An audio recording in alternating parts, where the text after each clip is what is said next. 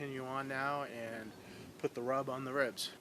What you're going to do is take your ribs, and I like to rub the back side first. You want to be careful after you touch the ribs not to get your hands into the rub and contaminate it. But you can use a spoon for this. I just like to pour some on right on top of the ribs like this. Basically, rub that mixture onto the ribs. Now you can use more or as little as you like. Depends on how much of a crust you want.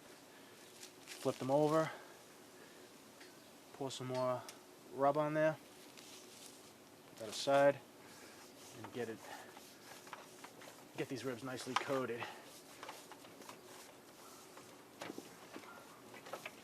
And that's about it. We'll do that for the other rack, and we'll put them on the grill. Again, you can put more rub on this if you like. It's up to you. One thing I'd like to mention is that you can certainly just throw these on right now, which is what we're going to do.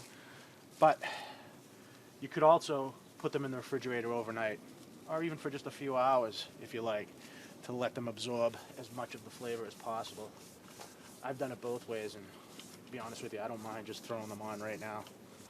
Now that the ribs are ready and rubbed, we're going to put them on the smoker grill. And what I like to do is put them backside down to start off with, and further away from the firebox. Now we're going to say goodbye for a while. Now we're going to throw some wood chips on. Open up the firebox, get a handful of chips, drain them a little bit, and place them right on top of the fire. Close her up. Keep an eye on that temperature because it will drop when you open up the firebox or the dome lid. And we'll make sure that it gets back up to temperature at about 250. And at that point, we're just going to sit back and wait.